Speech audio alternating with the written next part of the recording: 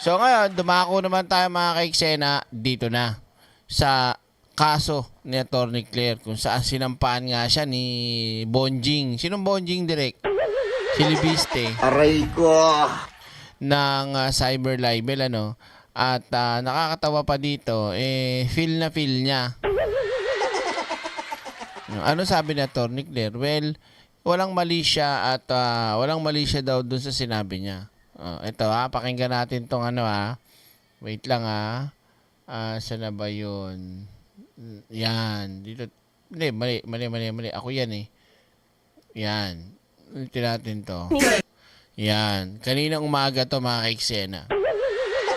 Ano to? Direct na nagpunta ako sa SSS dito sa Hong Kong. May pinasagutan na survey daw pero isang staff naman ang sumagot sa survey. Kinuha niya yung CP na Ming, nakapila at siya sumagot. Sinita ko at inirapan ko. So, loko-loko yun Dapat di kayo pumayag. Dapat binidyoan mo. Kaya ka nga nagpapasurvey tapos ang sasagot ikaw din. Di niloko mo yung sarili mo. Ito na. Yan yan. Wait lang, asa na ba yun? Ay, hindi, mali. Mali yata to. Ito pala, sorry. Yan. Sa oras po na 7:40, kasama na natin sa ating programa si Palace Press Officer at Communications Undersecretary Claire Castro. Good morning, Yusek! Welcome back! po. Yes, good morning Victoria, good morning Christian, good morning sa lahat na nakikinig at nanonood sa inyong programa. Ang ganda ng color ni Ma'am. Very colorful ang bungad ni Yusek sa February, di ba? Para mukhang gising na gising kahit maaga. Maraming Ma'am. salamat, Yusek. Yusek, siguro simulan lang natin, hinga na po namin kayo ng reaksyon po dito. No? Natanggap niyo na po ba yung kopya po nung summons na nilabas po ng Balayan RTC tungkol po dun sa civil case laban po sa inyo ni Congressman Leandro Leviste? Di pa? Si serve yan sheriff o kaya ng process server. Hintayin ko na lang. Apo. And ano pong next step po ang plano po ninyo kapag natanggap niyo na po yung document? Relax lang si Atty. Claire. Si Libiste, magwo-world tour O ano meron doon? Direct kung magwo-world tour. Wala lang. Tapat lang naman sa magiging investigasyon sa kanya. Aray ko. So, ano ibig sabihin? Parang tatakas. Yun na nga. Gagawa ng sagot. I will file the answer with the counterclaim. Compulsory counterclaim.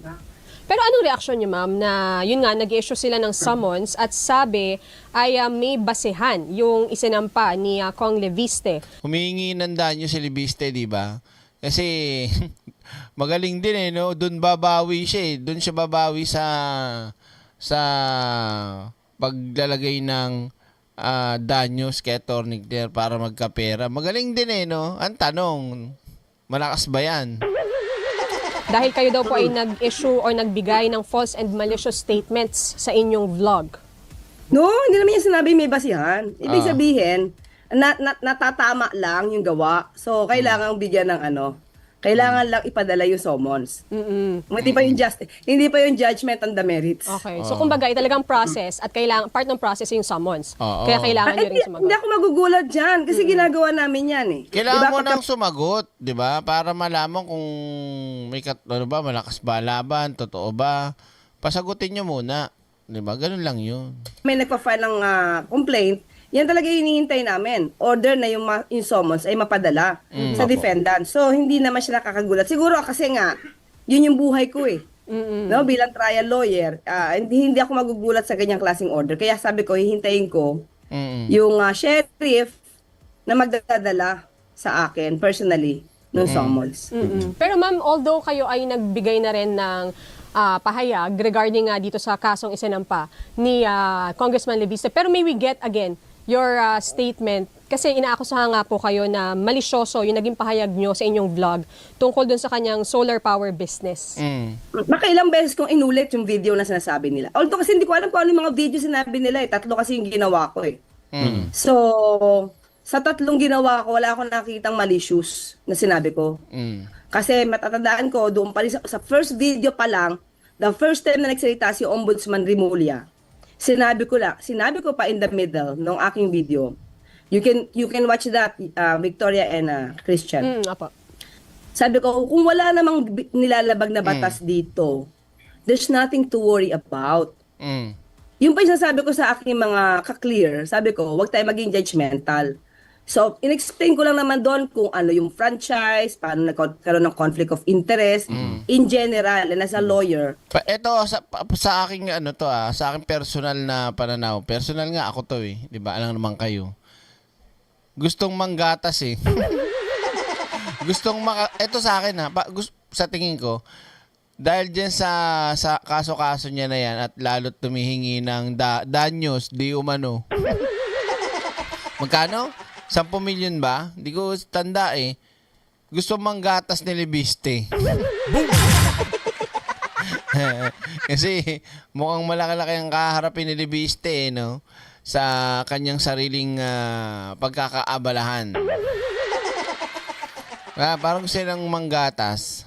Explain mo sa viewers mo, ano ibig sabihin nito? Bakit bawal? Bakit bawal mag-divest?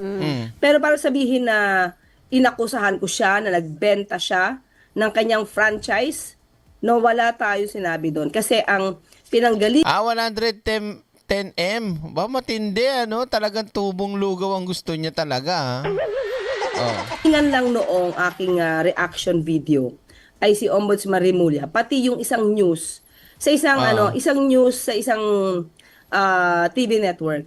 So wala akong kinakatakutan doon. Kumbaga pinaliwanag lang as a lawyer kung ano ang ibig sabihin at kung ano ang implication.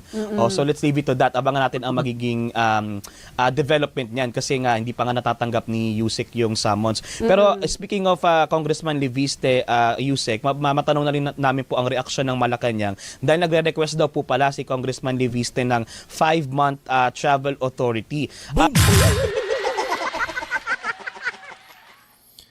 'Di ba? Alam nyo, kung ako lang sa Congress, isa ako halimbawa kongresista ako, isusulong ko doon na yung mga ganyang klaseng mga 5 buwan mawawala, yung ginagawa ni Pulong, 'di ba? Mag-a-around the world ang mga hayop. Anong gagawin nyo diyan? Iyan ba ay official na business para sa pagiging kongresista mo? May connection ba yan? Or para sa pansarili mong hindot kang hayop ka? Kasi kung ganun lang, sipain nyo na yung pagiging kongresista. Kailan pa yan na... Tingnan nyo, simula nung ginawa ni Pulong, ayan, sinundan ngayon ni Lebiste. Aray ko! Diba? Hindi na kasi totoo makatarungan niya mga kaiksene. Although meron silang karapatan magbakasyon, mag-leave, pero para buwan? Hello? Public servant ka, tas ang trabaho mo, gagawin mo bakasyon mo 5 buwan? Tang inumin mo din talaga no? Hindi di ba mga kaiksena? Ang pagsisilban mo, taong bayan, hayop na yan, tas maririnig mo, mag-iikot, saan magpupunta? Ilang bansa? Oh. Siyempre si Congressman Leviste, medyo naging key personality na rin po siya dito sa issue ng flood control dahil ang dami po niya mga... Di ba isipin mo mga kaiksena, ang dami yung bida-bida ka, hayop ka, kuda ka ng kuda, ang dami yung pinagsasabi, tinuturo mo si Pangulong Bongbong Marcos, tas pag-start na ng investigasyon at sigurado dapat nandun ka, kailangan ka ngayon, lalayasan mo. Boom! Di ba? Tas ngayon lalayas ka, sasabayan mo ng layas yung magiging investigasyon. Anong kagaguhan yun? Nag-ingay ka ng kung ano-ano, Cabral Files, kung ano-ano pa diyang sinasabi niya, kesyo may suhulan, tapos biglang aalis, hayop din. Paano mo paniniwalaan yung mga ganyan? O baka naman, ang sabi nga ng iba, o bali-balita sa social media, mga komento, sa mga platform, na hahati-hatiin daw yung pera. Kung saan daw ilalagay, parang ganon. O kaya naman, yun nga, para makatakas nga sa obligasyon. I'm sure malalampasan ni Atty. Claire yan. Sabi ni Ruby Bautista, sure yan. Oo. Kalmadong-kalmado lang si Atty. Claire. Diba? Oh. nilabas na mga statements at even mga documents. Ano po ang reaksyon nyo dito, ma'am? Magbabakasyon siya 5 months. Ba? So, well, public servant siya. Tama ba yun? Nasa kanya yan. Kung gusto niya magbakasyon ng Maling-mali nga, kaya nga ako umiiyak dito eh. 'Di ba? O, sa tingin niyo ba, mga ka-eksena, tama yun? O kayo tanungin ko. Ako sagot ko, hindi. Maling-mali yun eh. Tama na yung sa loob ng 1 buwan, 2 beses kang di pumasok o 3. Straight na 3, pwede na. Gagawin mo 5 buwan, nagtrabaho ka pa, tas bayad ka? Boom! Ako nananawagan ako sa sa Congress Speaker Boji D. Baka naman pwedeng gumawa kayo ng batas diyan sa Congress na pagkaganyan ng mga galawan, sibakin nyo na ho. Ano pa yan, paano pa yung magtatrabaho? Anong gagawin niya sa loob ng 5 buwan? Maglulo? Boom! Boom! Diba? Correct. Mag-resign ka na lang. Ganun lang yun. mahigit 5 months, it's up to him. Hindi naman po namin hawak, hindi po hawak ng executive ang Kongreso. So, kung gusto niya magbakasyon, decision niya yun. Wala namang nag-uutos daw ba, ma'am, from the administration na siya ay magbakasyon or tumahimik muna? Yun kasi sinabi niya, merong, if I'm not mistaken, merong nagsabi sa kanya from the administration parang to take a break muna.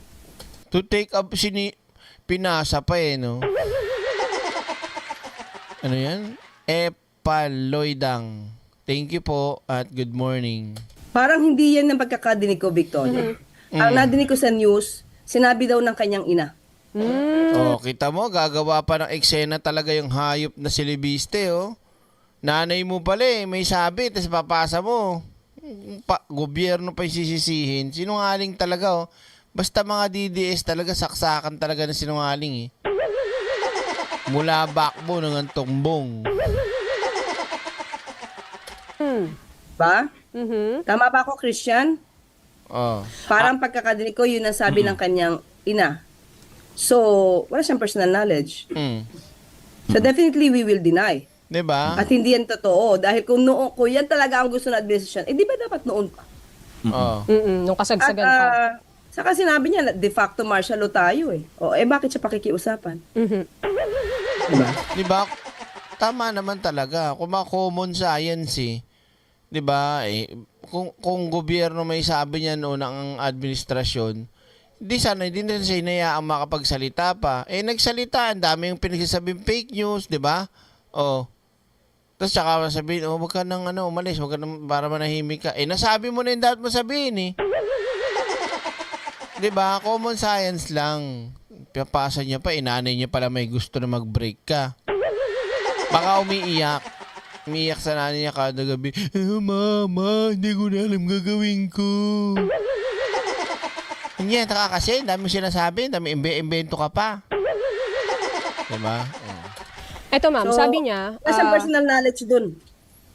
Opo. Ito mamang sabi niya, I asked for the travel authority upon the request of representatives of the administration who asked that May I go kasunod yan. abroad.